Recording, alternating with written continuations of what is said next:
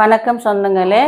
இன்னைக்கு இந்த வீடியோவில் என்னுடைய ஈவினிங் ரொட்டீன் தாங்க பார்க்க போகிறீங்க. நிறைய பேர் காலையில இருந்து நைட் வரைக்கும் என்னென்னம்மா பண்ணுறீங்க, பாப்பாவுக்கு என்னென்ன பண்ணுறீங்க, வீட்டில் என்னென்ன டெய்லி ரொட்டீன் போடுங்கம்மான்னு சொல்லி கேட்டிருக்கிறீங்க. என்னால் காலையில் எடுக்க முடியறதில்லை. ஏன்னா பசங்க காலையில் நேரத்தில் கொஞ்சம் வேலையாக இருக்காங்க, வீடியோ எடுக்கிறதுக்கு ஆள் இருக்கிறதில்ல.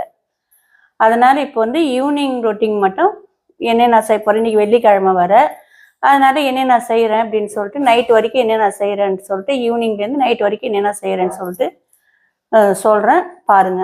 இல்லைம்மா, இப்போ சாயந்தரம் ஆயிடுச்சு, டீ போட போகிறேன். டீ வச்சாச்சு. டீ போடுறத விட்டு வச்சு டீ குடிக்கிறத விட்டுடலான்னு தான் பார்க்குறேன். ஆனால் முடிய மாட்டேங்குது. சாயந்தரம் காலையில் தான் குடிக்கிறோம், இருந்தாலும் அதையும் விட்டுணுன்னு தான் நினைக்கிறோம். சரி, அது முடியல, கொஞ்சம் கொஞ்சமாக ட்ரை பண்ணி விட்டுருவோம். அப்பா, இஞ்சி, பனிக்காலம் இல்லையா இது, அதனால கொஞ்சம் இஞ்சி தட்டி போட்டு டீ வச்சோம்னா கொஞ்சம் தொண்டைக்கு எதமா இருக்கும். ஆல்ரெடி ஏற்கனவே சளி பிடிச்சின்னு இருக்கு எனக்கு. திடீர்னு மத்தியானம் இருந்துதான் அந்த மாதிரி இருக்கு.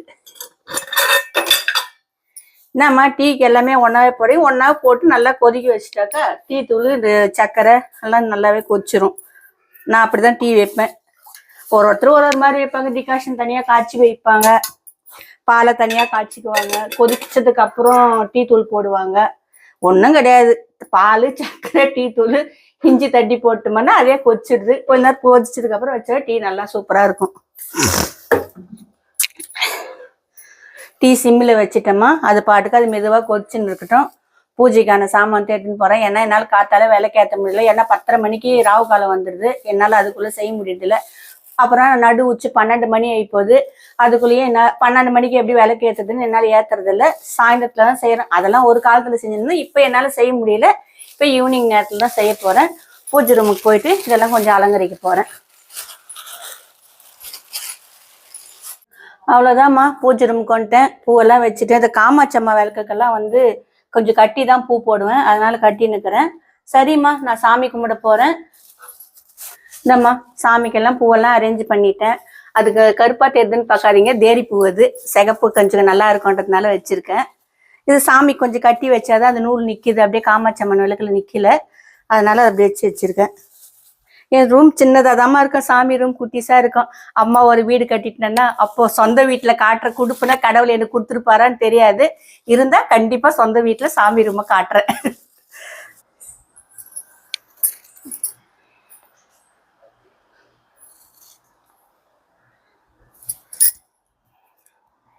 அவ்வளோதாம்மா, சாமி கும்பிட்டு முடிச்சிட்டேன்.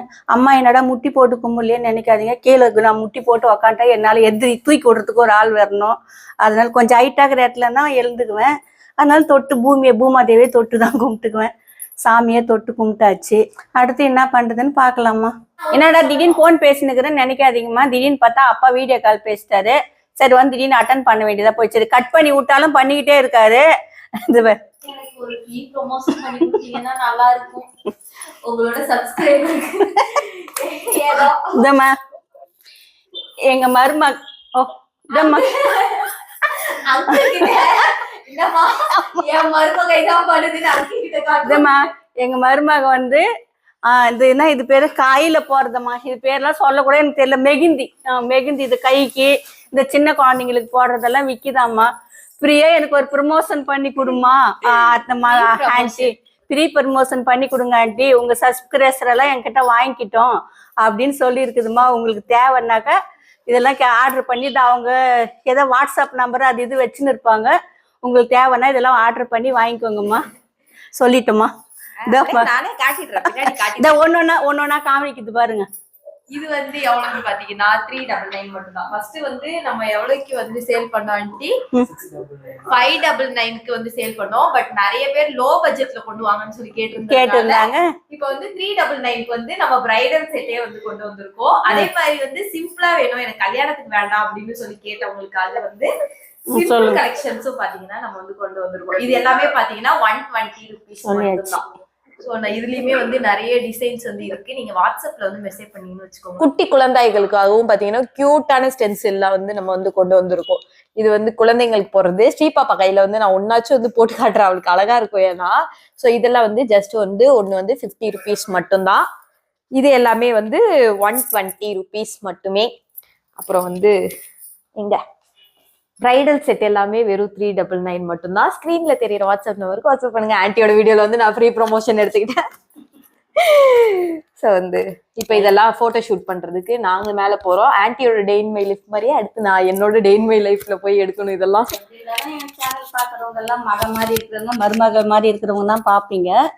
கண்டிப்பா உங்களுக்கு இதெல்லாம் தேவைப்பட்டா வாங்கிக்கோங்க. ஆமா, ஏன்னா நிறைய இப்போ ஃபங்க்ஷன் சீசன்ல இப்போ அடுத்தடுத்து நியூ இயரு, பொங்கல், இன்னும் வேற ஏதோ கல்யாணம்லாம் வரும். அடுத்தடுத்து வந்துனே தான் இருக்கும் இனிமேல் வர்றதெல்லாம்.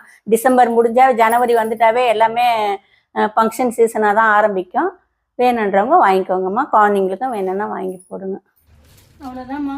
ஆஃபீஸ்லேயும் வந்து சாமியை கும்பிட்டு முடிச்சிட்டேன். இந்த வீடியோ அவ்வளோதாம்மா. அடுத்த வீடியோவில் பார்க்கலாம். டாட்டா.